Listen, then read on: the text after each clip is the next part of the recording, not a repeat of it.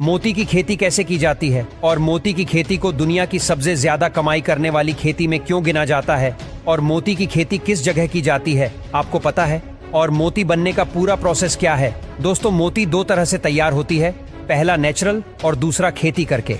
आज हम दोनों ही प्रोसेस के बारे में जानेंगे, लेकिन सबसे पहले नेचुरल वाले की बात कर लेते हैं। नेचुरल मोती बनते हैं समुद्र में पाए जाने वाले इन सीप से। जब इसी पैदा होते हैं तो उन्हें खुद ही पता नहीं होता कि कितने दिन, साल या घंटे जिंदा रहेंगे, क्योंकि कुछ सीप तो बड़ी मछलियां खा लेती हैं तो कुछ अपने आप ही मर जाती हैं। जिंदगी और मौत को इसी जंग में जीतने के लिए सीप अपने अंदर से कैल्शियम कार्बोनेट बाहर निकालने लगते हैं ताकि खुद को प्रोटेक्ट कर सके। कई महीनों बाद जब इन सीप पर अच्छी खासी कैल्शियम के लेयर छड़ जाती हैं, तब ये सीप पानी और फिल्टर करना शुरू कर देती है। ये सीप अपने एक साइड से गंदे पानी को अंदर लेती है और दूसरे साइड से उसे फिल्टर करके बाहर निकालती रहती है। फिल्टर के इसी प्रोसेस में सीप के पेट में कुछ कंकड़ या समुद्री बालू फंस जाते हैं, जिससे सीप को बहुत तकलीफ होने लगती है और इसी तकलीफ से बचने के लिए वो अपने अंदर से केमिकल रिलीज करने लगती है, जो धीरे धीरे उस पर से बालू की पतली लेयर चढ़ाती रहती है और कई महीनों के इंतजार के बाद एक चमकदार मोती बनकर तैयार हो जाता है।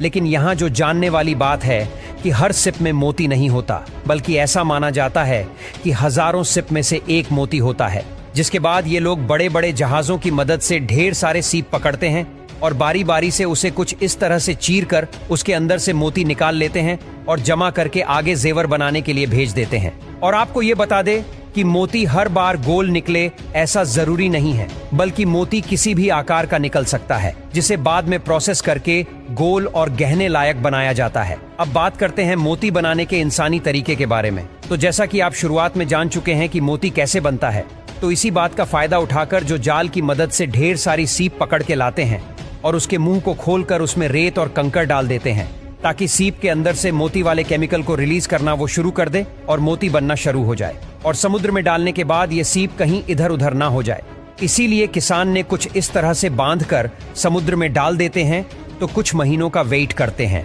इसी बीच किसान इस पानी में कुछ खास तरह का केमिकल भी मिला देते हैं ताकि सीप मोती बनाने की प्रक्रिया तेज कर सके। कुछ महीनों बाद इन सिप को पानी से बाहर निकालकर इनके अंदर से मोती निकालकर उसे बाजार में बेचने के लिए भेज दिया जाता है। तो दोस्तों, मोती बनने की पूरी प्रोसेस कैसी लगी हमें कमेंट करके जरूर बताना।